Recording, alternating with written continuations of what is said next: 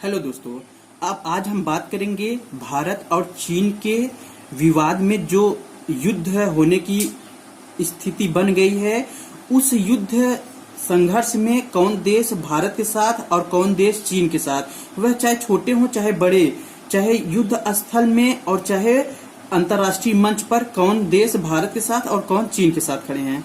हम सबसे पहले दोस्तों नेपाल के बारे में बात करेंगे। नेपाल पहले ही स्पष्ट कर दिया है कि भारत चीन युद्ध में वह तटस्थ रहेगा, क्योंकि चीन की एक बार बात मानकर वह अंजाम देख चुका है और भारत का रवैया इस तरीके से उसके ऊपर बिगड़ा है कि वह वर्तमान में नेपाल में महंगाई दर इतनी चरम पर पहुंच गई है कि नेपाल अब कुछ भी करने के लायक नहीं बचा है। दोस्तों हम बात करेंगे भूटान के बारे में। दोस्तों भूटान हमारे पड़ोसियों में सबसे अच्छा मित्र राष्ट्र है, क्योंकि डोकलाम विवाद में भारत ने ही खुलकर भूटान का साथ दिया था। और अगर दूसरी तरीके से देखा जाए तो भारत भूटान की खुद रक्षा करता है, तो इसलिए हम भारत भूटान को देख सकते हैं कि वह हमेशा से भारत के ही पक्ष में रहेगा। दोस्तों अब हम बात करेंगे बांग्लादेश के बारे में।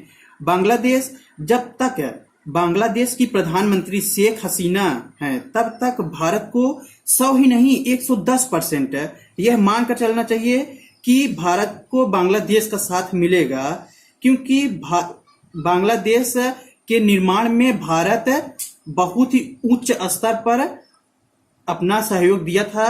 और अभी हाल ही में शेख हसीना ने खुद बोली है कि युद्ध की स्थिति में भारतीय वायुसेना को या थल सेना को हवाई अड्डा या रास्ता मुहैया कराने के लिए वो तैयार हैं। वो अपनी जमीन देने के बारे में खुद बात कर चुकी हैं। दोस्तों हम आगे बात करेंगे श्रीलंका के बारे में, श्रीलंका और मालदीव्स के बारे में। श्रीलंका और मालदीव के रिश्ते अब चाइना से अच्छे नहीं हैं, क्योंकि अब वह जान गया है कि चीन उसे उपनिवेश बनाना चाहता है। यानी कि चीन जो उसके यहाँ जो पैसा इन्वेस्ट कर रहा है उसको भली भांति उससे उसके रवैये से परिचित हो गया है कि वह कुछ समय में उपनिवेश बन जाएगा चीन का। और श्रीलंका जो अभी 2018 में अपना जमीन दिया था, जिसको हम्बन टोटा कहा जाता है, वह सिर्फ व्यापार के लिए दिया है, न कि युद्ध के लिए। यानी कि अगर चीन भारत को घेरना भी चाहे श्रीलंका के द्वारा तो वह वहां से युद्ध नहीं कर सकता। दोस्तों अगर हम जियो पॉलिटिक्स में देखें तो एशिया में चाइना का केवल 2 दोस्त है, वो है पाक और इधर है ये साउथ कोरिया और नॉर्थ कोरिया। साउथ कोरिया तो अमेरिका का दोस्त है, लेकिन नॉर्थ कोरिया चीन का दोस्त है। दोस्तों अगर हम साउथ चाइना देखें, यानी कि साउथ चाइना, ये है साउथ चाइना, तो देखें इसमें कंबोडिया और वियतनाम और थाईलैंड, म्यांमार तो भारत में ही है, लेकिन ये साउथ चाइना का भी कुछ हिस्सा है। और इधर ताइवान वगैरह अगर देखें, इधर मनीला फिलीपींस देखें, तो ब्रुनेई देखें, ये सभी अभी चीन हाल ही में इसका सभी से विवाद चल रहा है। ये साउथ चाइना यानी कि दक्षिण चीन सागर को लेकर सभी से विवाद चल रहा है। और अगर हम सभी देशों से इसकी तुलना करें तो अभी तो हमको नहीं लगता कि किसी का भी इसको साथ मिलेगा। और अगर देखें दोस्तों कि हम जापान किसे सबसे बड़ी महत्वपूर्ण बड़े देशों का रहेगा इस युद्ध में कि जापान किसका साथ देता है, तो दोस्तों जापान को अगर देखें तो शिकाकू और क्यूशू द्वीप को लेकर पहले से ही चीन से विवाद चल रहा है कि यह अपना उस पर अधिकार जताना चाह रहा है। और रही बात दक्षिण कोरिया को, तो वो पहले से ही विवाद में उलझा हुआ है। इन सभी देशों से अगर भारत को दोस्तों सपोर्ट मिलेगा तो हम सिर्फ सपोर्ट को ये मानकर नहीं चलते कि हमको सिर्फ युद्ध में ही सपोर्ट मिले। दोस्तों अगर डिप्लोमेटिक सपोर्ट देंगे, यानी कि विश्व स्तरीय मंच पर अगर भारत को सपोर्ट मिल जाएगा तो इतना ही काफी है। दोस्तों सबसे बड़ा मुद्दा ये आता है कि रूस और अमेरिका किसके साथ देंगे।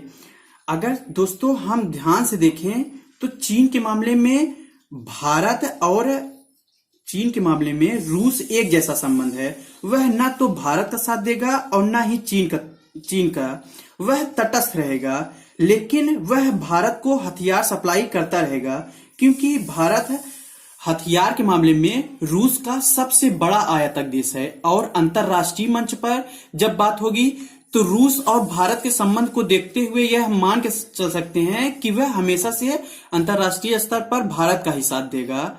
दोस्तों, अगर कूटनीतिक में देखते हैं तो रूस अगर तटस्थ रहता है तो वह और भी अच्छी बात है भारत के लिए। अगर वह नहीं आएगा तो अमेरिका खुलकर आ जाएगा, क्योंकि एशिया में, पूरे एशिया में अगर वह अमेरिका यह जानता है कि पूरे एशिया में चीन और भारत ही दो शेर हैं।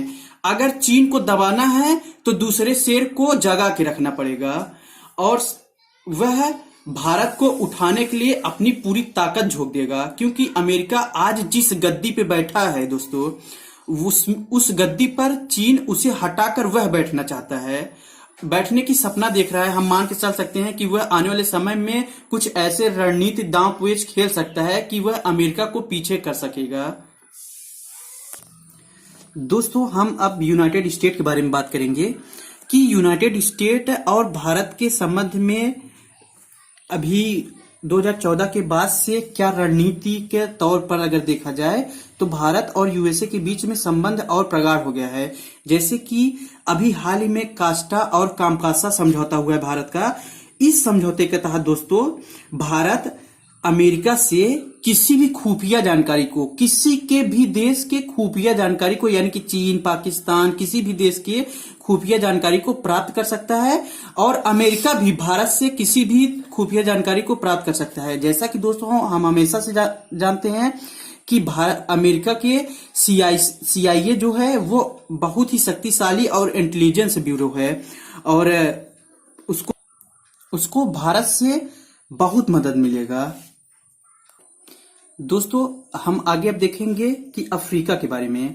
दोस्तों, अफ्रीका, खास तौर से अफ्रीका विकासशील देशों में आता है, और विकासशील देश कभी भी किसी भी देश के विवादों में उलझना नहीं चाहते। वो अपने विकासशील, अपने को विकसित करने में लगे रहते हैं। और आगे दोस्तों, अब हम भारत की रणनीति को अगर देखें कि भारत की रणनीति क्या होनी चाहिए, तो दोस्तों अगर ये देखिए, ये है बे ऑफ बंगाल यानी कि बंगाल की खाड़ी, और ये है अरेबियन सी यानी कि अरब सागर। अरब सागर, इधर बंगाल की खाड़ी, और ये हिंद महासागर। दोस्तों अगर भारत की स्थिति को हम देखें तो भारत हिंद महासागर में एक ऐसा अकेला शेर है एशिया में कि जो पूरी तरीके से इसका अधिकार है। और इधर साउथ चीन सागर में देखें, यानी कि दक्षिणी चीन सागर में, तो दक्षिणी चीन सागर में दोस्तों छोटे छोटे कई देश हैं, लेकिन चीन उस पे एकाधिकार करना चाहता है और भारी टैक्स लगाना चाहता है, जिससे भारत के इन देशों से, छोटे देशों से, यानी कि Japan, south Korea, north Korea, इधर यूएस, रूस भी जाना हो, इधर मलेशिया, इधर फिलीपींस, जकार्ता, इंडोनेशिया, ऑस्ट्रेलिया, इन सभी देशों से व्यापार करने के लिए ज्यादा से ज्यादा कर देना पड़ेगा। तो दोस्तों अगर भारत को रणनीति अपनी बनानी हो तो मेरे हिसाब से दोस्तों कि अब इस मुद्दे को अगर हाईलाइट हुआ है तो वो और अंतरराष्ट्रीय स्तर पे जाना चाहिए। दोस्तों ये क्या करना चाहिए भारत को कि हिंद महासागर में अब पूरी तरीके से भारत को यहाँ पे अपने नौसेना जहाज को तैयार कर देना चाहिए।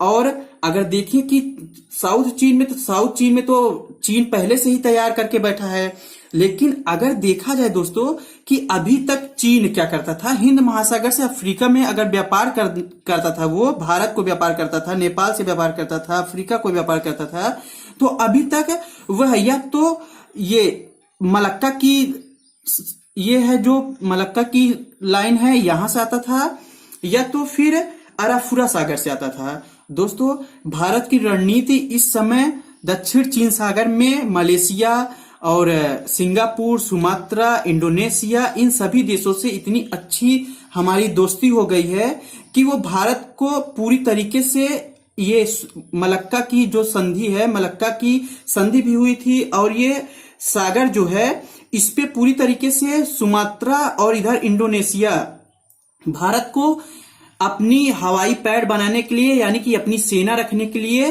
परमिशन दे दी है। और इधर ऑस्ट्रेलिया से देखा जाए दोस्तों तो ऑस्ट्रेलिया से अभी कारकुस द्वीप को लेकर चीन से पहले से ही विवाद चल रहा है, तो ऑस्ट्रेलिया भी भारत को यहाँ पे अपना सेना रखने के लिए अपने कारकुस द्वीप पर इजाजत दे दिया है।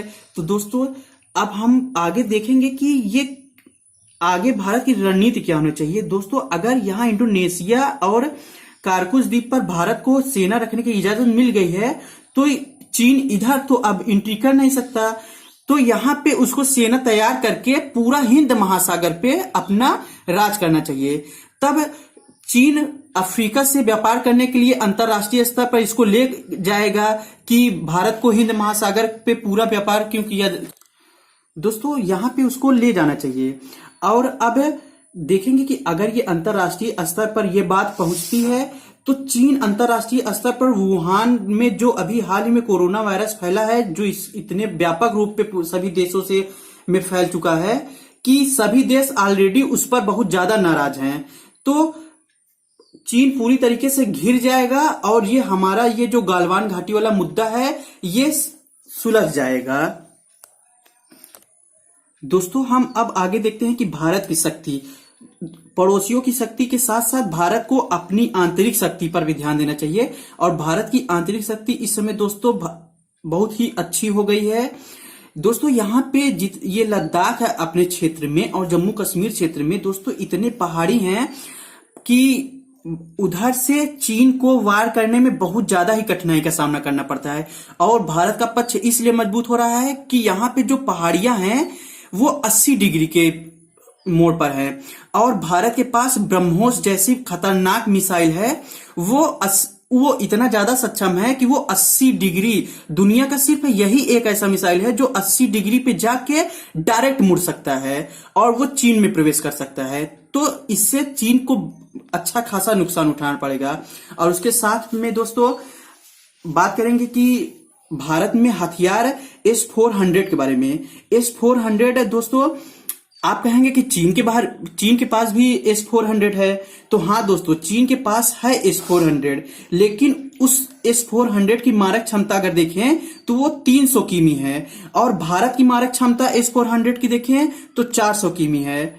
इसी के और आगे भी दोस्तों भारत के पास अभी हाल ही में नए वर्तमान न्यूज में देखें तो अमेरिका पूरी तरीके से दक्षिण चीन सागर में अपने 3 जलपोत और इधर हिंद महासागर में भारत पूरी अच्छी तरीके से मजबूती के साथ खड़ा हो गया है। उधर रूस भी अपने जलपोत तैयार कर रखा है और फ्रांस ने भी पूरी तरीके से भारत को समर्थन देने के लिए हामी भर दी है कि भारत जब भी कहेगा वह अपनी सेना लड़ने के लिए भेज देगा। और राफेल विमान को देखा जाए तो कुछ राफेल आ भी गए हैं, कुछ राफेल फ्रांस के कथन अनुसार बोला है कि जब आप कहेंगे तब हम भेज देंगे। दोस्तों इसी के साथ अब हम इस टॉपिक को समाप्त करते हैं और विस्तृत जानकारी, किसी भी टॉपिक पर विस्तृत जानकारी लेने के लिए आप अपने कमेंट बॉक्स में कमेंट कीजिए। इसी के साथ थैंक यू दोस्तों।